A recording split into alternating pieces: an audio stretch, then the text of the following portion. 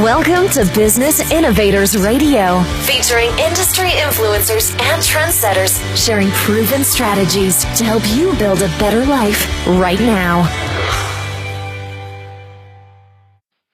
Hello and welcome to the show. This is your host, Neil Howe, and today we have #1 best-selling author, Mark Myette. He is the author of the book, Wantrepreneur. Do you have what it takes to be an entrepreneur? We'll find out a little bit more about Mark first, but first, Mark, welcome to the show. Neil, it's a pleasure to be with you and your listeners. So tell me about this book, Wantrepreneur. It's got an interesting title. What does the title mean, and why did you decide to write this book? Well, for the last 4 years, I've been involved in working independently with people that are at, I call a professional fork in the road. And a lot of what I help them begin to get their arms around as to whether or not they have the professional capital, and I use that term very intensively, but the professional capital to really begin to figure out whether or not they should consider doing a pivot in their career and doing something potentially entrepreneurial. And as you can imagine, people in their 30s, 40s, and 50s that are going through this type of discernment really need a lot of help trying to figure that out. And so my motivation for writing the book was a result of, and the continued work that I'm doing with folks for the last 4 years. And so the term wantrepreneur, I know, has been used in some circles with a somewhat negative connotation. But as readers would be able to figure out when they read it, my intent is in defining wantrepreneur, somebody that might not have yet moved forward with a business idea or moved forward with their business. So until they do, they are affectionately what I call a wantrepreneur. Yeah, it seems like many people have ideas. They might be disenchanted with the jobs that they're in. Like you say, many corporate people have been doing the same thing, and there are many problems that they deal with, and they have these ideas of what they want to do. So tell me a couple of the problems that people are having and how you help them. Well, it's pretty glaring today, and I think we've heard something recently in the media about how our economy has since 2009 has expanded at a rate that has not been seen since the 1940s, and I mean that in a negative way, in that the economy is, although it's recovering in quotes, it's recovering at a very glacial pace. As a result, there's some other dynamics that are going on. There's an economic recovery, albeit very, very slow and tedious. 70+% of all people that are currently working today are disengaged. 2 out of 10 employees are actively disengaged to the point where they wish harm on the companies that they work for.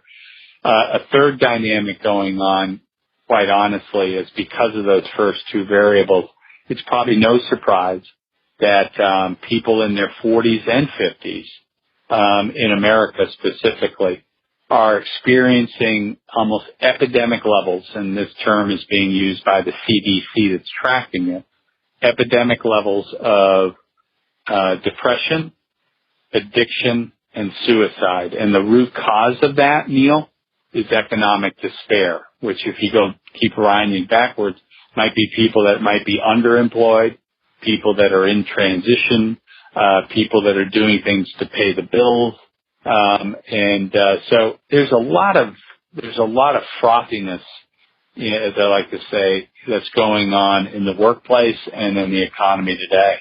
So those are some of the key drivers that drove me to write the book. Yeah, it's kind of sad that people are going to work and not enjoying what they're doing. I think there's a movement now, and you're probably hip or even part of this movement, to where you really connect with people who have a passion and try and drive them towards their passion. Is that something that you advocate for when it comes to a business or a job that they're going to enjoy? Absolutely. And you know, I think you indicated one word, passion. The other word I like to use, and the other area I help my clients really begin to get their arms around, is what are their God-given talents? You know, I like to say, and I'm stealing this from my minister, is that we're all gifts wrapped in flesh. And everyone has talents. Now the question is, have those core talents been developed into core strengths that they can then leverage? And so what my assessment that I put people through to get clarity on that will really begin to zero in on whether or not that's the case or not. And it's, you're right, there is a movement away from getting a job and basically putting time in until you get to the age of retirement, especially when you consider another fact that 75%, this is through the AARP, 75% of all people that will be in retirement have already voiced the desire and have the motivation to do something work-wise, business-wise, while they're in their retirement years. So I see this evolving, and we haven't even talked about the next gens, the millennials, that have seen their parents and their relatives and friends and family that are in a different generation go through gyrations and say, well, I'm not willing to sign up for that. So there's a lot of stuff going on. Yeah, and like you said, the economy is recovering very slowly, and you know, people just aren't willing to work, it seems, anymore. You talked about a depression in the job, so it would make sense to actually be involved for 20, 30 years with something that you love, as opposed to, you know, just another way to make money that you hate. Yep, love, and also it's connected to what your core talents are, you know. And that's the other reason why recently I got an additional certification to help people identify what those talents are and figure out with them, you know, how they may be able to potentially leverage that talent, expand on the talent, grow the talent, and really make it a core strength that they can then in turn lean in on. And as a result, they'll have a much more contented life. So tell me a little bit about that. How do you discover what somebody is best at? What kind of questions should somebody be asking themselves if they're looking for a career transition? Well, I think the easiest place to start is through careful reflection. Couple that with some off-the-shelf assessments that are reliable, and they are backed up by tremendous amount of research that will help somebody begin to connect with which talents appear to be talents that are their most prevalent. I use an assessment called Clifton Strength Finder, and here's some tidbits about it. There's 34 talents that the Strength Finder assessment evaluates. And the end result is somebody who does the assessment, it takes about a half hour to do it, can basically be made aware of what their top 5 talents are. And I'm very specific with talent because sometimes people have a talent, but they haven't really developed it into a strength. You know, it's where people might be mismatched in a job where they might have a talent for one aspect of being, but they never exercise it or never really tap it in their current day-to-day role. I think the easiest example is we've seen Britain's Got Talent, America's Got Talent, and you'll see these folks that show up in front of Simon Cowell and the judges panel, and their initial reaction when they appear before the judges is kind of, oh God, here we go, here's another bomb. And then the person either opens up their mouth or they perform, and then they are absolutely amazing to watch, and the judges are just in awe. And their immediate response is, why in the world have you been doing X if you have this talent? And many times people either have, for whatever reason, a fear or lack of confidence or lack of insight in regard to how to exercise that talent so it becomes a strength. And so what they do is they make compromises, and as a result, they end up being miserable and unfortunately making everyone else around them miserable as well. That's right. Now let's talk about those fears for a minute. Obviously, when there's change involved, it can be very hard for a lot of people. Change is tough, but what are the fears that really hold people back from taking that first step to a new life? Well, I think at the core, I also like to say fear is also an acronym, which is false evidence appearing real. And many times fear is induced by either personal feelings or lack of confidence, or fear that's been induced through loved ones, or quote, supportive, significant others that might not be supportive of what their loved one is envisioning doing. So many times fear gets inserted from another influence, and now all of a sudden they will take on the fear of others around them. Since we're on the topic of entrepreneurship, there's an assumption that people make that, people that have done something entrepreneurial, and we could talk about the definition of entrepreneurship, but let's stick with this theme. But when people look at someone who has done something entrepreneurial, they just assume that individual has a very high level of risk tolerance. They can take their risk tolerant. They have a high ability to take on what other people would assume to be risky. The reality of it is people that actually go forward and start a business and move forward in an entrepreneurial venture, many times they have concerns, they have worries, but it doesn't mean that they won't, but what they've done is they've managed it, and they've been able to mitigate that fear through education, mitigate that fear through understanding about their wiring, mitigate that fear through really working through their business plan, if you will.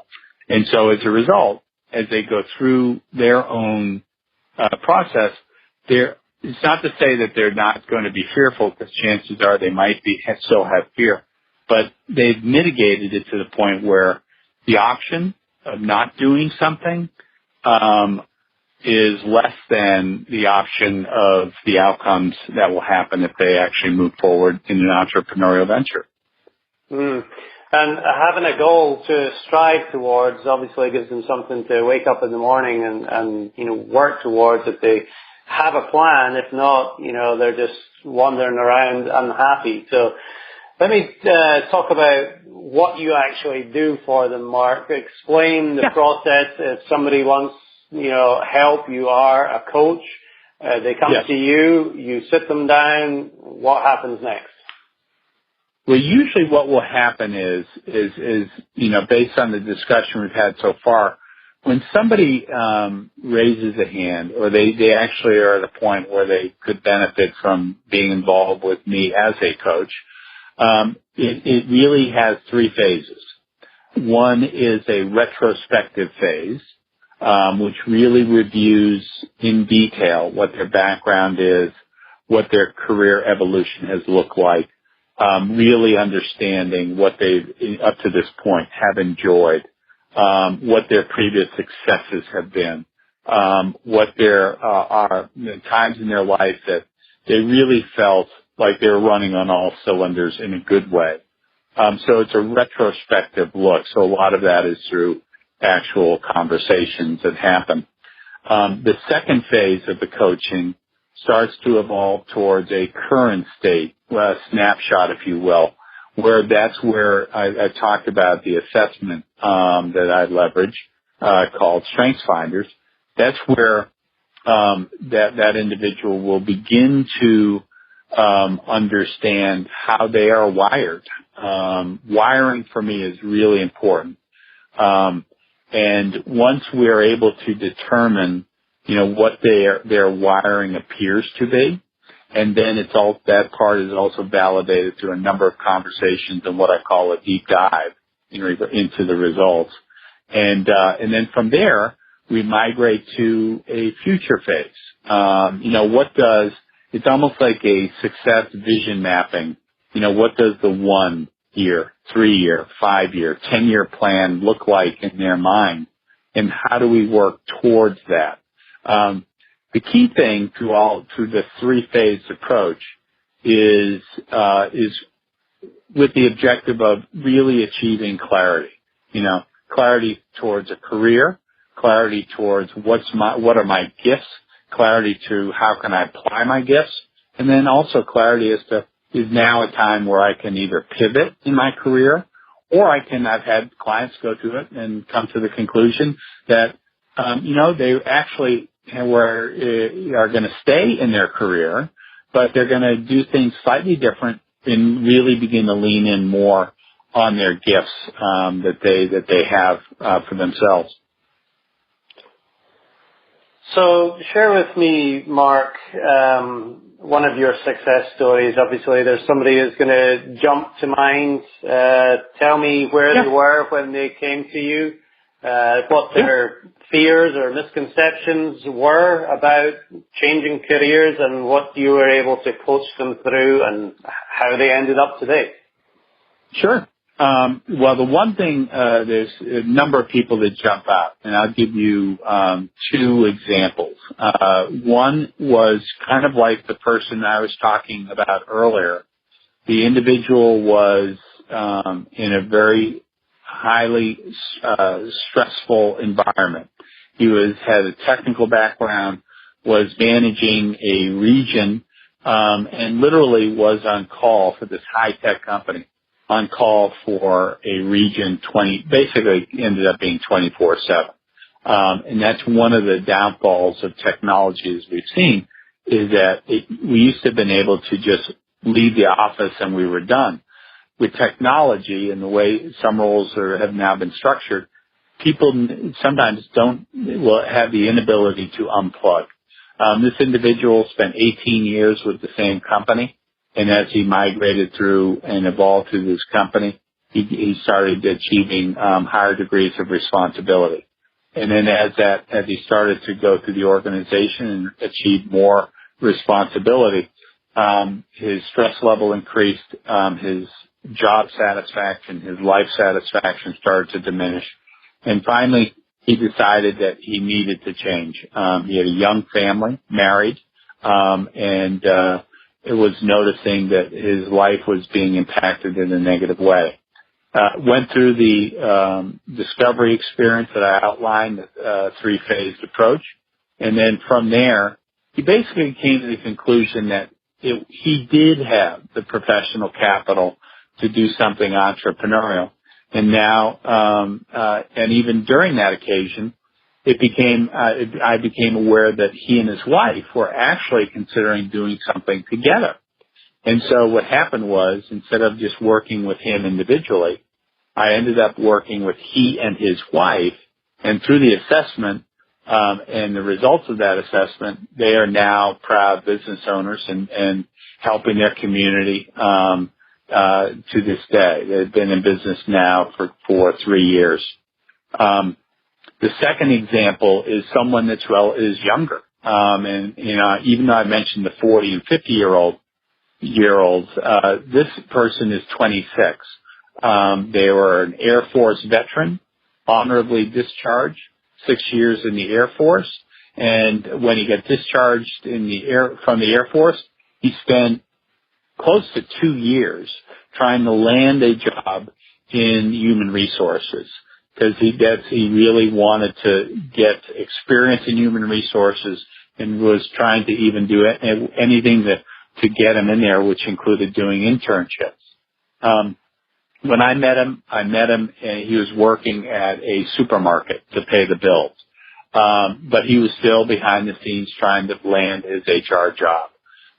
he went through the assessment, and really it became clear with him as he went through it that he didn't necessarily need a job, but if his passion was in fact HR, he could own HR through a entrepreneurial endeavor that he decided to move forward with. So he's managing and running a business, and he's now been doing it now for the last year and a half. But those are two very specific examples that I can give you that for people that have gone through the assessments that I provide. Great results, and it's about changing lives. It's not necessarily about making more money. It's being happy with what you're doing, and obviously being able to support yourself is important. But ultimately, going from a depressed state to a state where you enjoy what you're doing every day is the goal. Now, Mark, you've kind of gone through this whole process yourself.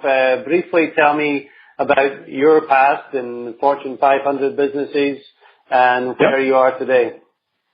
Well, from the standpoint of, and thanks, Neil, I spent 20 plus years in corporate America, started in sales, migrated to sales management, migrated to employee development, migrated to running and directing employee development in both sales and operations entities. And then I got to a point in my own professional evolution where it really wasn't satisfying anymore. The grind of working 70 hours a week, traveling 70% of the time. I had a young family. They're still evolving. They're now 12 and 13, my two kids. Been married for 23 plus years. I was at a point where I just didn't want to keep doing what I was doing. And so I literally went through, to a certain extent, I went through the assessment that I provide today. And as a result, I can't tell you how gratifying it is to be able to help people. That's my core wiring. My number one attribute from a strength finder is something called connectedness. And people have said it has more of a spiritual connotation, but I'm very driven to help others. Another attribute I have that connects to what I'm doing today is called ideation. It's a theme and a talent that basically allows me to look at something, and I'll look at something differently than somebody else. I'll typically look at something and come up with ideas that others wouldn't have thought about, which is ideal for what I'm doing with my clients today, helping them see things differently than what they might have been able to perceive. The third attribute I have as a talent is empathy. I really am in this to help people, as I said, and so my empathy quotient really gets amped up when I sense somebody. I really can sense what somebody is feeling, and I'm very sensitive to that. And then another attribute I have is called believing in what I'm doing. And then the fifth one that rounds up my top five is strategic. So believing in what I'm doing and then being strategic, i.e. talking to the likes of Neil Howe's of the world, writing books through Neil Howe and his team, and then working with others to help build my business as well as make a difference is really, really important. So it's been a tremendous amount of fun to watch this evolve for me personally as well. Yeah, and we can definitely hear in your voice the passion that you have for helping people and making a difference in people's lives. That's what it's all about. And obviously, it's something that you enjoy doing, seeing the changes that you help bring about from that outside looking in. Many times people just don't know what they need. It takes that outside voice or that coach to really put them on the path to success and happiness. Yeah. Well, life is too short. Life's too short to just accumulate money and put it into a bank and then just go to work and not feel like you're making a difference. So for me, it's very, very important. Well, thanks very much for sharing everything that you have today, Mark. I appreciate you taking the time to talk with us. Now, tell us a little bit about how people can get in contact with you and maybe pick up your book? Well, the book, Wantrepreneur, can be, you can do a search on it on Amazon, and it will come up usually at the top of your search. Just type in Wantrepreneur. And then the way to get in contact with me, the easiest way probably is just go to LinkedIn, and then just type in M-A-R-K, Myette, M-Y-E-T-T-E, and you'll be able to connect with me there, and I'll be happy to connect. If people want to call me via phone, they can do that as well, Neil, and I can be reached at 404-931-3264.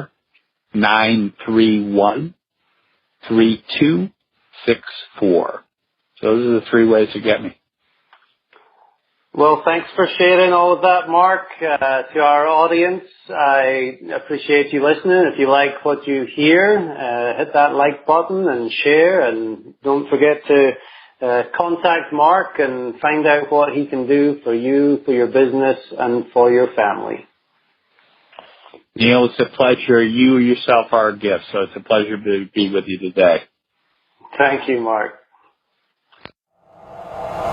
Thanks for listening to Business Innovators Radio. To hear all episodes featuring leading industry influencers and trendsetters, visit us online at businessinnovatorsradio.com today.